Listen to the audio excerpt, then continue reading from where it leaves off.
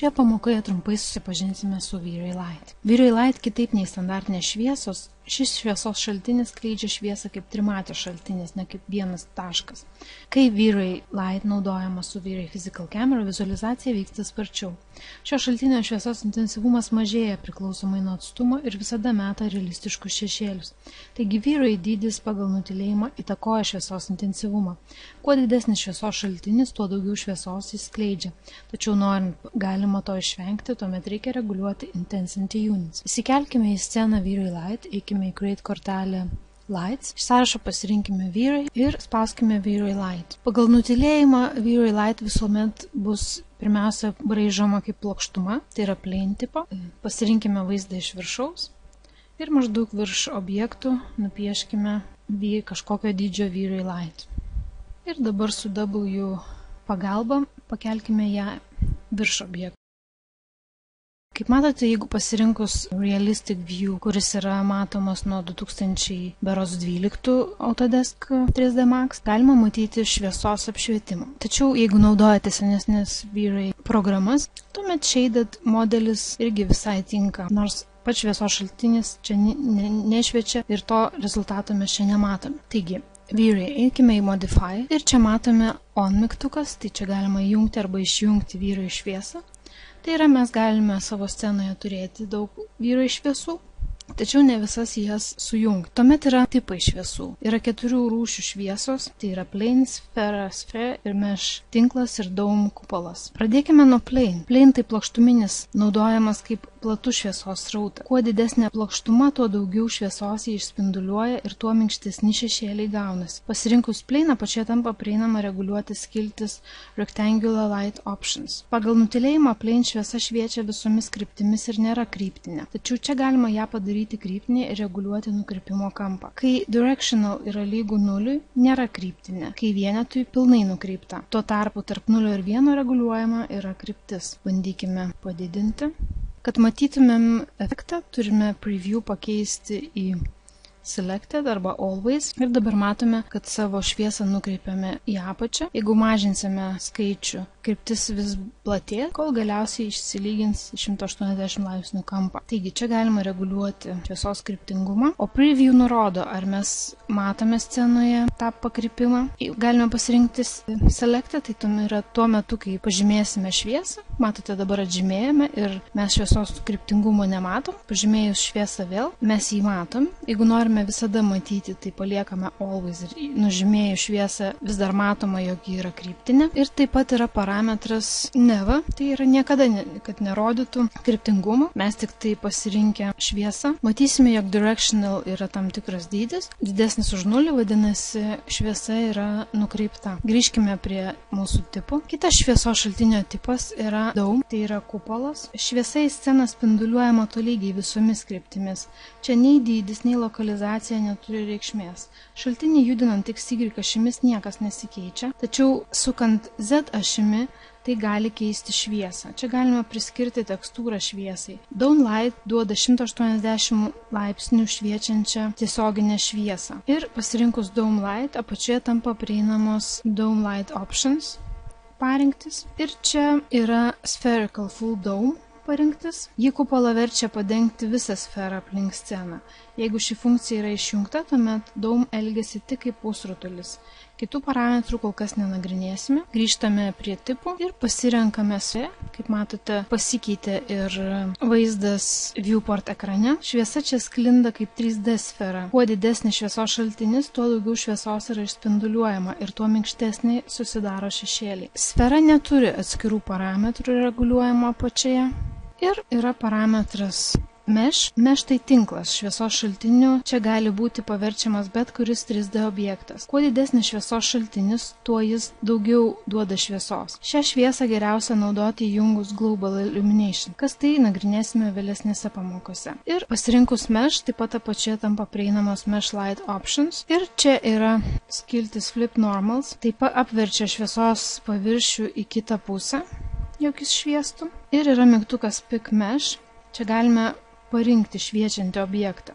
Tai gali būti bet koks 3D objektas. Pagal nutylėjimą, jeigu niekas nėra parenkama, Mesh yra dėžutės formos. Spauskime Pick Mesh ir pasirinkime bet kurį arbatinį.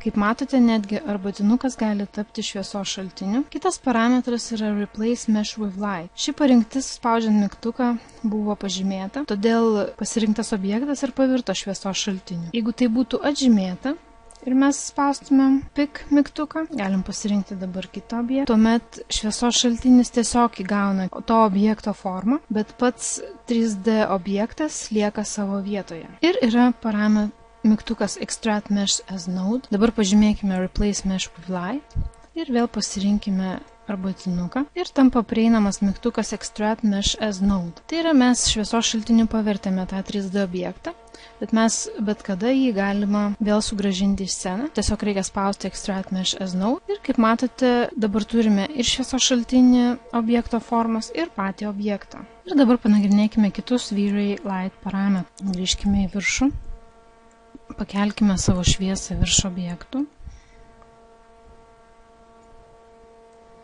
Čia kas turite, įsijunkite režimą Realistic, pažymėkime savo šviesą. Jeigu nesiseka žymėti šviesos, tai visada galima pasirinkti filtrą Lights ir tuomet pasižymė tik šviesos. Jeigu bandysime žymėti bet ką kitką, niekas nesižymės, pasižymės tik tai šviesos. Skiltis Targeted suteikia kaip ir kamerai, taip ir šviesai target taikinį, kurio galima labai lengvai reguliuoti šviesos pakreipimą su Rotate pagalba arba su Move pagalba keisti šviesos kryptį. Tuomet yra skiltis šviesos intensyvumas, Intensity. Čia galima nustatyti realius šviesos parametrus. Intensity Units galima dirbti su default programos vienetais, o galima rinktis ir realius dydžius. Čia parinktas Luminance ir Radiance turi ryšį su šviesos dydžiu, o tuo tarpu kiti parametrai yra nepriklausomi nuo šviesos šaltinio dydžio. Taigi matavimo vienetai gali būti Default Image. Kai jungtas šis parametras, tuomet neduodama jokių realių fizinių parametrų. Šviesos intensyvumas priklauso tiesiogiai nuo šaltinio dydžio. Jeigu pasirenkam Luminous Power, šviesos rautas matuojamas luminais. Šaltinio dydis čia neturi reikšmės su šiais nustatymais, nes įvedus reikšmės veikia fiziniai dydžiai. Taip pat yra Luminance apšvieta. Apšvieta matuojama liuksais. Čia svarbu yra šaltinio dydis, jis turi lemiamą reikšmę. Ir yra Radiant Power, tai yra šaltinio galia vatais, nusako, kiek energijos yra išspinduliuojama iš šviesos šaltinio. Šviesos šaltinio dydis čia reikšmės neturi. Taigi parametrą Multiplier reikia tiesiog įvesti vatų kiekį. Ir yra parametras Radiance, tai yra spinduliavimas, nusako, kiek energijos šviesos šaltinis skleidžia per kampą į 1 kvadratinį metrą.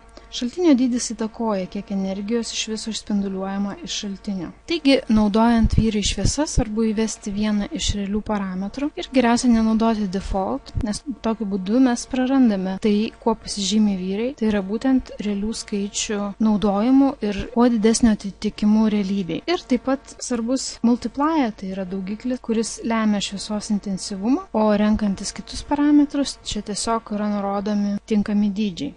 Mode leidžia rinktis pagal ką nustatys apšvietimo spalvą, ar pagal spalvą, ar pagal temperatūrą. Galime nusistatyti color ir tuomet color skiltyje paspausti ant šviesos ir pasirinkti norimą šviesą, arba galime pasirinkti temperature ir tuomet jau temperature skiltyje reguliuoti spalvinę temperatūrą. Spalvinė temperatūra yra matuojama kelvinais. Po intensity skiltimi yra size ir čia galima nustatyti konkretų apšvietimo šaltinio dydį. Kai yra parinktis plane, tuomet yra nurodoma half length ir half width, tai yra pusė ilgio ir pusė pločio. Jeigu būtų pasirinkamas kitas šviesos šaltinis, kaip pavyzdžiui sfera, tuomet jau rodytų mums sferos skersmenį ir atitinkamai, jeigu yra parinktis mesh, tai jį tuomet visiškai atitinka pasirinkto objekto dydį. Vėliau yra skiltis options. Cast shadows. Kaip ir turbūt iš karto suprantate, čia galima įjungti šešėlius, kad šviesa juos mest. Pasitaiko situacijų, kai norėsime labiau apšviesti kokį objektą, bet nenorėsim papildomų šešėlių. Tuomet beliks nužymėti šią parinkti. Parinktis double-sided. Šis parametras veikia tik su plane ir mesh šviesos šaltiniu.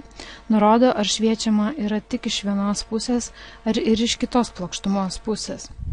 Šis parametras yra matomas ir pasirinkus Dome arba Sphere, tačiau jis neturi jokios įtakos. Labai svarbus parametras Options skiltyje yra parametras Invisible, ypač naudojant Plane šviesos šaltinį. Jis leidžia matyti šviesos šaltinį arba jį padaryti nematomą. Parinkti Ignore Light Normals. Paprastai šviesa yra nuo šaltinio paviršiaus spinduliuojama tolygiai visomis kryptimis, tačiau jeigu šis parametras yra nužymėtas, tuomet šviesa daugiau šviečia šaltinio paviršiaus normaliais kryptimi. Normalė tai yra vektorius, kuris nurodo, kokia kryptimi yra nukreiptos plokštumos viršūnės. Taigi, štai kaip atrodo normaliai schema. Parinktis naudekiai ir paprastai šviesos intensyvumas priklauso nuo atstumo iki paviršiaus. Kuo arčiau yra paviršius, tuo geriau jis apšviečiamas. Kuo toliau, tuo jis darosi tamsesnis.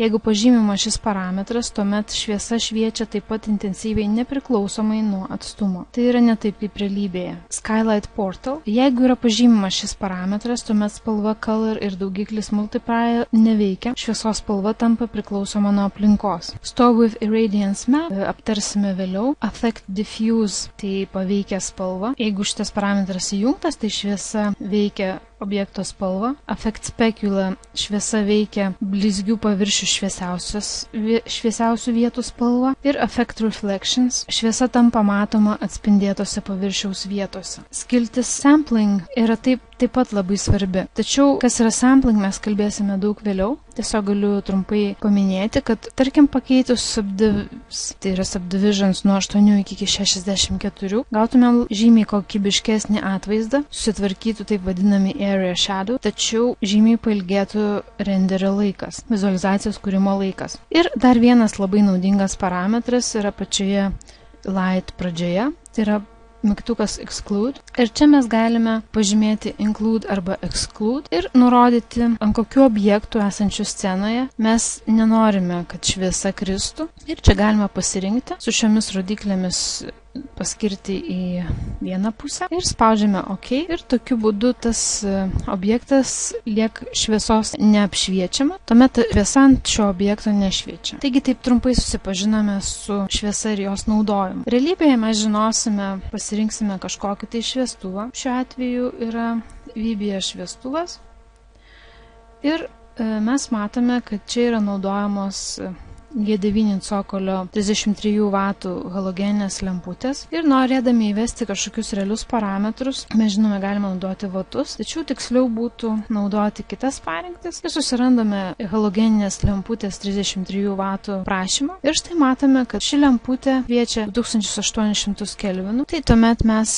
pasirinktumėm temperature ir įvestumėm 2800 ir matote, kokią geltoną gauname spalvą. Ir taip pat mes matome, kad šviesos šaltinis skleidžia 460 liumenų šviesos rautą ir galime taip pat įvesti šį parametrą ir tokiu būdu mes scenai suteikiame realaus apšvietimo parametrus. Taigi taip trumpai apžvelgiame šviesos šaltinį V-Ray Light.